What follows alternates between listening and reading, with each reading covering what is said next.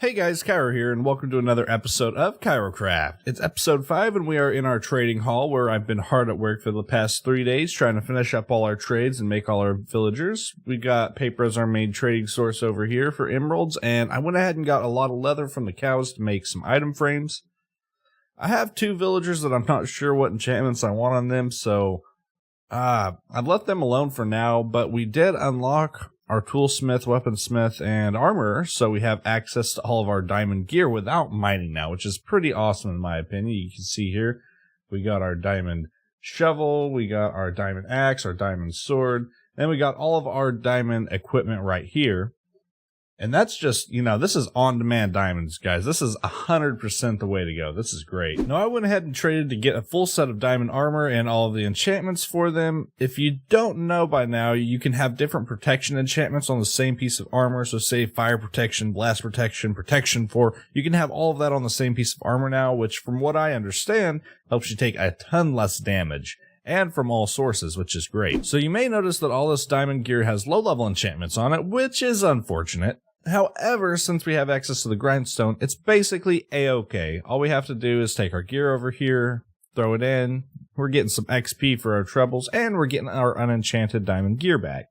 From what I understand, this resets an item's anvil uses, meaning if you had something too expensive to repair or enchant before, you can just grind the enchantments right off of it and put new enchantments on it without needing to make a whole new piece of gear, basically, which is pretty awesome. Okay, guys, check this out. We have an Unbreaking 3 villager here somewhere. Yeah, here. And it's Unbreaking 3 for 11 emeralds base price. I didn't think you could get a level 3 enchantment for less than 15, but we did. We have already got the trade down to 8 emeralds because I bought a ton of books from him already to put on all of our diamond gear, but anyways, guys, so I feel like I should mention that we need this armor today because we're going to the end, ladies and gentlemen. We are going to the end to fight the Ender Dragon, the last boss in Minecraft, or the first boss, depending on how you look at it. And hopefully later in today's episode, we can get some elytra to replace our diamond chestplate.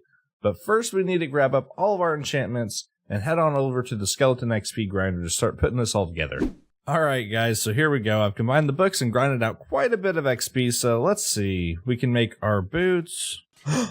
What? Oh, I thought we lost our item for a second. Talk about mini heart attack. Alright, let's make our leggings. Now it's back to farming XP. Oh, we can rename our sword. Let's see, what should we call it? Subscribe. Yeah, I think that'll do. Now to rename our pick. Well, it's a Fortune 3 pick, so maybe Fortune? How do you spell that? Yeah, that should be about right. Okay, so there's only a few things left to do before we go off. I want to make a slow falling potion just in case we need, so we need a phantom membrane from one of these dudes up here. And then we'll have to run to another fortress and get some blaze rods, which shouldn't be too difficult. I wonder how much damage these guys do. Come hit me. 0 damage. They actually did 0 damage to us. This armor is cheating. Mojang, how is this armor not cheating? Just add infinity mending bows back into the game, please. Yep, 100% cheating. I'm unkillable. We need to do a test episode on this armor and see what it actually takes to kill a player in it. I'd be interested to find that out. Let me know down in the comments if that's something you guys would like to see. Alright, so I'm making a few slow falling potions now, but I made a checklist of all the things we'll need to take to the Ender Dragon fight, and I thought I'd post it on screen and talk about each point for a second or two. Here goes. Firstly, we need a good bow and arrow because we need to shoot the end crystals, obviously. And we can take them all out by hand, but that'd be more dangerous and more difficult than it really needs to be. Obviously, since you can hit the dragon while it's flying around, having a good bow and arrow will make the fight a lot quicker and just that much easier. We need a good sword for 2 things. Firstly, when the dragon sits on its perch in the middle, it's immune to arrows and it sits still. This is a great time to deal some massive damage by jumping and attacking once on the way down from your jump. So if you're falling and you strike, you'll always crit, so you can take advantage of him sitting still like that. Secondly, for Enderman, we may accidentally look at, you can't hit them with arrows, and the last thing you want is to try and get in fisticuffs with an Enderman. Trust me, it's not a good idea. Now, the shield is optional, but I find it good to have on hand in case you aggro a bunch of Enderman at the same time. The shield is a bit easier to use instead of a water bucket to create space between you and them. Food, obviously, because if you mess up, you'll need that to heal. Good armor, specifically at least having Feather Falling 4, will help you a ton with your chances of surviving the fight. The Ender Dragon hits for 7.5 hearts, which is pretty hard, but the killer is whenever she launches you sky high and you're going to fall. Feather Falling 4 can really save your butt here. Ender Pearls are optional, but I'd bump them up to necessary if you don't have Feather Falling. When you get launched, just Ender Pearl down to the ground and you might just make it. Also, if she launches you into the void, whether you have Feather Falling or not, it's going to suck to lose all your items and die. So lobbing an Ender Pearl back onto land can really save your butt. A water bucket combined with ladders is an incredibly fast and effective way to take out the caged Ender Crystals. You'll see the technique whenever we get into the fight. I'd recommend ladders instead of scaffolding or building blocks. Speaking of building blocks, it's a good idea to always have a stack on you because anything could happen in Minecraft. Some honorable mentions that didn't make my checklists are torches, which can easily break the Ender Dragon egg after the fight instead of having to lug around a sticky piston and all that stuff. Slow falling potions, they're really good if you don't have Feather Falling and are combined with Ender Pearls. Also glass bottles for collecting Dragon's Breath. Not necessary, but since the Ender Dragon's Breath does magic damage, your OP armor won't save you from it. If it's blocking your path, having a stack of glass bottles to right-click with can be a great time saver or even a lifesaver in certain sticky situations. And they stack, so they don't take up that much inventory space. And once you have all that together, it's time to get your Eyes of Ender and search for a stronghold. My live commentary leaves something to be desired, so I decided on doing a voiceover instead. Your Eyes of Ender will take you to the staircase of the stronghold, not the end portal, so you'll have to explore through it on your own to find the portal frame. You'll find chests with potentially good loot inside, as well as a lot of monsters. A good tip is to place torches on either the left or right side only. That way you don't get lost and you can find your way back. If you place the torches on the right, then if you're following the light backwards and the torches are on your left, you know you're going back towards the entrance and not deeper into the dungeon. Some of these strongholds are pretty massive, like the one that I got myself into, and it took me around 20 minutes just to find the portal frame. Make sure you've brought your OP armor or a shield because creepers and skeletons can really catch you off in some of these rooms. A tip that can be massively helpful is this. If you ventured through the entire place and can't find the portal frame, try digging a hole 5 blocks out in each direction, starting in the front room and going out every single room until you find an extra entryway. Every stronghold has a portal frame, so don't go in there thinking, oh, well, maybe it didn't generate. It's always going to generate, but sometimes the hallways don't connect together for some reason. That was the case in this dungeon that I was in. As you'll see here, I went back to the start of the stronghold and I tried digging through the walls and bam, we got another hallway. And upon turning the corner, our portal frame was there. Yes, I finally found it, guys. I'm going to take out the spawner because no one likes silverfish, kill this skeleton, light up this room over here. I don't think I've ever seen a portal generate with more than one entrance, so this is a little weird. Let's block off this entrance, get rid of the lava under the portal. I don't think I've ever glitched through the portal, but I'm going to put a bed and chest down in this room, and I can't remember how far it has to be away to keep it from catching on fire, so it's better safe than sorry. Now all that's left to do is get your Eyes of Ender and place them in the portal frames, so here we go. 1, 2, 3, 4, 5, 6, 7, 8, and there we are, ladies and gentlemen. Our end portal is active and ready to take us to the end dimension.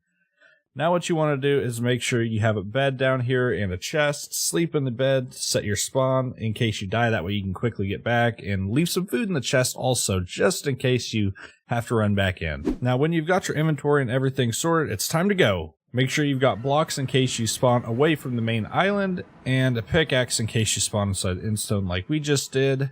Our first priority is to get above ground and get eyes on the Ender Dragon. He can fly through blocks, so be careful when you come up and have your Ender Pearls ready just in case he smacks you, that way you have them. We have to be a bit careful here since we don't know where the dragon is. I think we'll just go for it. Oh, we're right on the edge of the island, that's sketchy. But now we're above ground and it's time to get to work on these end crystals, so we'll take out our bow and arrow and we should hit it. Yep, and there's the Ender Dragon. So now that we have his location, the threat of him taking us out is pretty low since we should be able to react to his attacks in time. Now there's no real point in shooting him while these crystals are up, they're just going to heal him back to full. It'll be a waste of time, so what you want to do for now is just stay calm, shoot the end crystals that aren't caged, and focus on avoiding the Ender Dragon. That means we need to keep tabs on his location. There's no real time limit here, and the hardest part about the fight is making sure not to look at Endermen, so if you have your shield in your offhand, Just try to keep your camera facing the sky and you should be alright. You can use snowballs to destroy the end crystals, but I think just having a bow and arrow is the best way to go here. Especially on the higher ones, you won't be able to hit it with a snowball because you can't throw it that far. You'd have to pillar up, which is not a good idea. You can see I keep having to adjust my aim a bit, even with the bow. And I'm still not sure if I've managed to hit that one or not. I guess we'll find out whenever he takes off and starts flying towards it. It looks like there's another crystal over here, so let's just quickly take that out. Having an infinity bow is a super good idea and it's very convenient, but if you have a regular bow unenchanted, you could do this fight just fine. You just need to bring a few stacks of arrows in that case. Since the dragon is perched, I'll go ahead and show you where we'll want to be after the crystals are down. Right on either side of it, next to its legs is a good spot, but we'll want to make sure the terrain around it is set up so that we can easily reach him whenever the time comes. Also, when he's perched, it's a good time to eat food, or in this case, gather some blocks to put around the portal frame, since it's easy to keep an eye on him while we go ahead and do it. If you're wondering why I'm gathering end stone here instead of just using the netherrack in our inventory, it's because the ender dragon can destroy all blocks except for end stone, obsidian, and bedrock. Now, I want to make a more permanent area around the portal to stand on, so when we're fighting, in case one area gets covered in dragon's breath, then we have another area to stand on. Now, before we go up and take out these caged crystals, I want to get a few more ender pearls just in case we end up needing them. So I'm going to make a 2-high area here that's a few blocks wide to stand under, that way that we can aggro some enderman safely. We just got lucky that we had some blocks there to block that dragon's breath from ruining our little setup here. Now this is a bit risky, but the trick is to stay calm and just focus on trying to track where the ender dragon is while we're aggro a few endermen. When you hit them in the legs, they aren't supposed to teleport, but for some reason they are, which is making this slightly annoying. But there we go, we got a few ender pearls, and now it's time to move on to taking out the caged crystals. Since it's perched, this is the perfect opportunity to take the crystals out. We want to drop our water bucket a few blocks away from the obsidian pillar so that it spreads out like so. Then grab our ladders while keeping an eye on the dragon, and place them as you climb. Now we want to go pretty much to the top where we hit our heads on the cage, so to speak, and then we want to reach through it and just smack the crystal. And then we can just jump off our ladder. We won't take fall damage because of the water we placed before. And now let's just go ahead and grab our water and stay out of the dragon's breath. It does magic damage, so our OP armor won't be saving us from that today. So let's keep an eye on the dragon now. He seems to be disinterested in us, which is good news. Dodge the fireball again, stay out of that dragon's breath. Let's go ahead and place our water down. And I don't see where the dragon is, which is kind of a problem. Remember, if you're caught off guard by this guy, he can get pretty dangerous. But let's go ahead and grab our ladder. Man, I really want to see where he is. And oops, aggroed an enderman. Let's quickly swap to our sword and shield and keep calm. Remember, we want to block first and then strike a few times. Okay, yeah, I'm a bit impatient, so I took a little bit of damage there that could have been avoided. Dodge the dragon's breath. And now let's get these ladders out and rush that last crystal. Hopefully we don't get flung, but if we do, we have ender pearls and slow falling, so we should be okay either way. He seems to be shooting a lot of fireballs, which is why we brought our empty glass vials. I'm kind of curious how much damage we take from the breath. It doesn't seem to be that much, but nevertheless, it's a good idea to stay out of it. Now let's go ahead and get our battlefield ready around the portal frame. Using our endstone here, we want to have at least a 1 wide block around the portal that we can stand on, as well as a path up to it from the low side. He's decided to come grace us with his presence and loom over us while we place these last few blocks, which is perfect. Now we can just get some big damage off by running around at his backside and get our sword out and hitting him, trying to get as many crits as possible here. He seems to be regenerating still, so yeah, there's a crystal over there that we missed. Let's go ahead and take that out real quick. We may need to adjust our aim a bit. We're close. Alright, there it is, and that should hopefully be the last crystal. He's still on the ground here, so let's light him up. And he took off. We didn't get launched super far, which is pretty lucky, because we were in front of him, but if he decided to turn, we would have got launched really far. Now that he's flying around, it's time to swap back to our bow, and it's just a matter of leading the arrows a bit so that he flies into them. Sidestep whenever he does his breath, and make sure you're not standing next to the portal frame whenever he's shooting his breath, or, you know, it might pile up right where you want to stand whenever he comes in for a landing.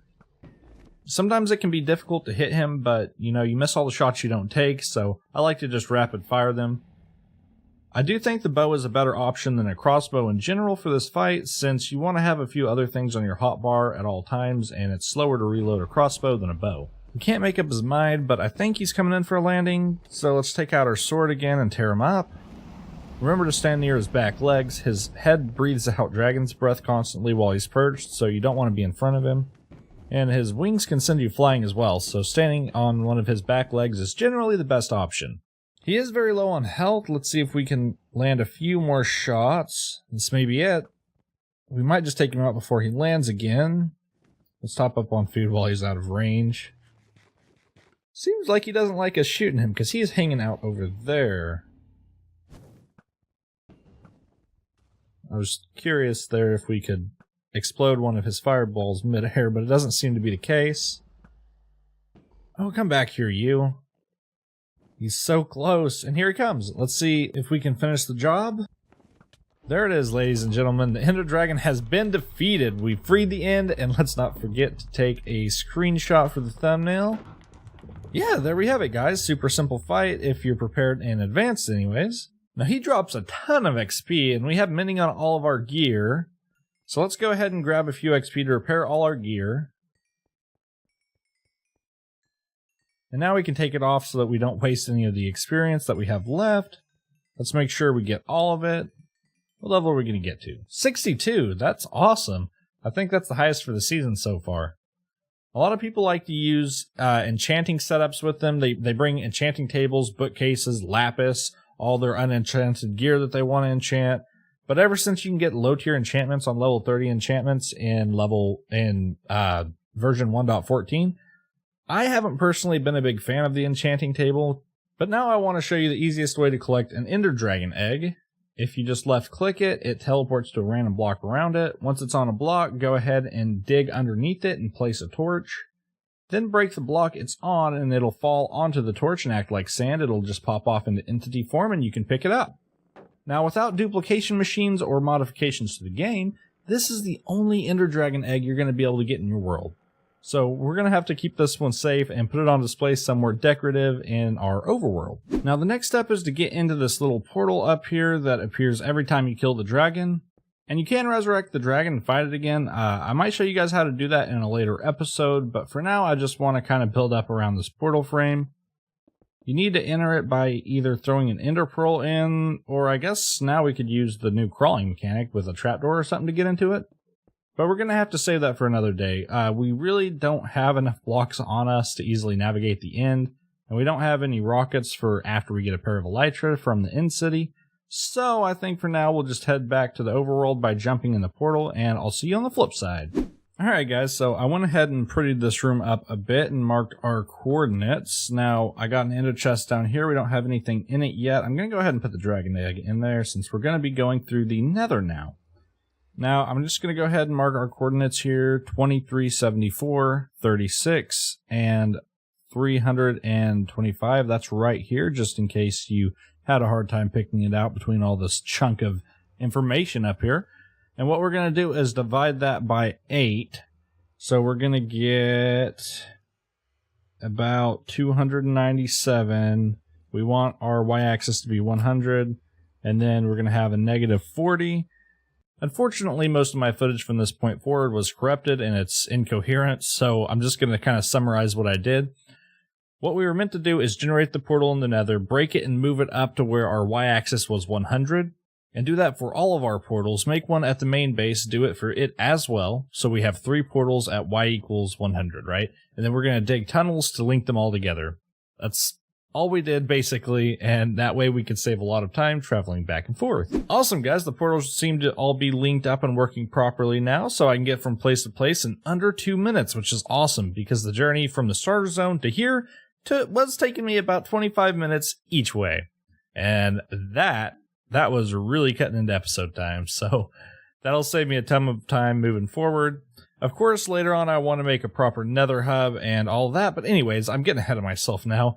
I have a ton of projects planned, and I'm just super excited to keep playing Minecraft, but unfortunately, I am all out of time for today. Next episode, we're going to raid some in-cities, and we'll see about getting those juicy elytra that everybody's talking about. But thanks for watching, guys. If you enjoyed, leave a like, or better yet, share it with a friend. Don't forget to subscribe if you really want to support the channel. But as always, guys, my name is Kyro, and I'm out. I'll see you next time.